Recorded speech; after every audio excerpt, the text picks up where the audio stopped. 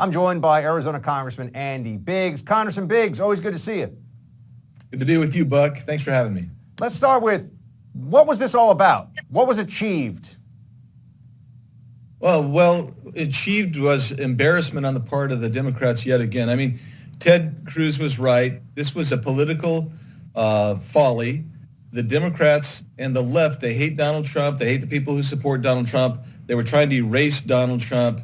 And I believe that the successful part for them was they were trying to distract from some of the crazy left-wing things that they're trying to do in Congress, whether it's President Biden and some of his executive orders he's issuing, or whether it's the legislation that the Democrats are putting forward that are going to really change who we are as Americans.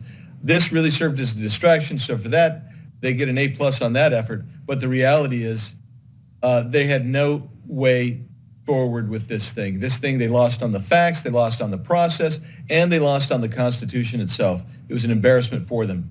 Do you think there were any surprises in the 7 Republicans in the Senate who voted for conviction? Were you surprised by any of them? A little bit, I would say mildly surprised by Burr and Cassidy, just a bit. I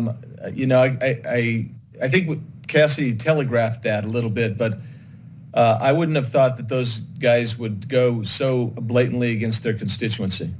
One of my concerns, Congressman, is that this is all part of a narrative the Democrats are building to justify a lot of what I would view as really unconstitutional and reprehensible actions for the Biden administration going forward, specifically around the issue of Trump terrorism, MAGA terrorists, surveillance.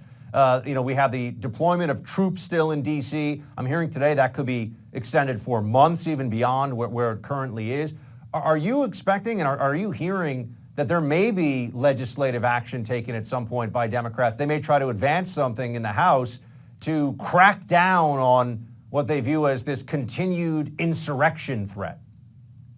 Yeah, I do, Buck. That's a great point. I think one of the things that I'm hearing that's going around the rumor mill is that they want to basically have a second Patriot Act. They want to expand the use of FISA. They want to categorize people who disagree with them politically and philosophically as domestic terrorists. You see that everywhere you go. You hear the term white supremacists for Republicans. They don't just call us Republicans anymore. We're white supremacists. And they want to really couch it in those types of inflammatory language because they want to use that to justify spying on people who they disagree with. The problem for them is that's 75 million who voted for President Trump, and then there's probably tens of millions of other people who they disagree with as well. So yes, it is something to be really concerned with, and we're hearing that. That is a live one on the rumor mill right now. I wanted to have you react to this. I wanted to add this into our conversation. Here was one of President Trump's lawyers talking about the media's role in this whole fiasco. Play it. Somebody should look at the conduct of these House managers. It's unconscionable, aside from all of the due process violations that my client had. And the media should be looking at a square, straight way. The straight way. Your coverage is so slanted, it's got to stop. You guys have to stop and start reporting more like PBS does rather than a TV news show that doesn't have any journalistic integrity at all. I think his view of PBS might be actually a little too favorable, but I'll just say he's right about the media being all in as cheerleaders for a conviction here. What do you make of it? I agree with him 100%, except for that PBS comment as well, Buck. I mean, the reality is the media was all in, and when the House managers violated, by the way, they violated the new rule that they passed trying to get after conservatives just a few weeks ago. They violated that when they doctored up the montage of videos that they consistently ran. They doctored it up when they basically took things out of context, didn't play the whole quote, etc. He's right. The media facilitated that. With impunity, the House managers knew that they would never be questioned seriously about that. And so two things about it. I think that there's some issues that House managers may run into in the future based on what they did in that impeachment hearing and trial in the Senate. And the media itself has culpability in it because they're helping to further this narrative and distort the truth. And if that's going to be the case, then I don't know that we ever bring people back together. I don't know if we ever bring people back. I want to switch gears for a second because there's still a lot that Congress needs to do.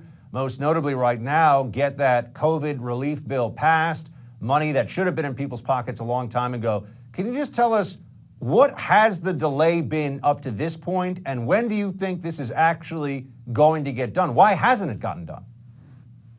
Well, it hasn't gotten done because the Democrats don't want to just do COVID relief. They don't want to just simply do PPP or that type of direct action programs. They want to basically expand and spend trillions of dollars. When we already have, by the way, Buck, we already have over $1 trillion left that was already appropriated that just hasn't been allocated yet.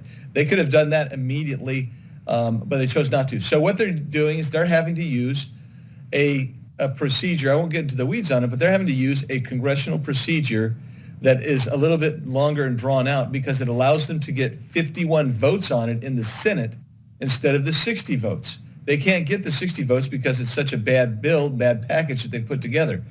So because it goes far beyond COVID relief. So it's going to be that type of deal. So it's going to come out of the House. We actually had hearings on it last week. Most of the committees have had hearings.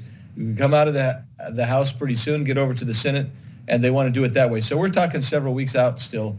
But the bottom line, Buck, is they're doing a procedural, basically a thingamajig, a procedural thingamajig, so that the public won't have to see what's going on. They're basically saying we're going to do this so the Senate doesn't have to go by its 60 votes. It's going to only need 51 votes. So it may be springtime before people actually get any of the aid that the federal government has been withholding now for many months. Yes, I think that's probably right, Buck. Congressman, always appreciate you, sir. Thanks for joining us.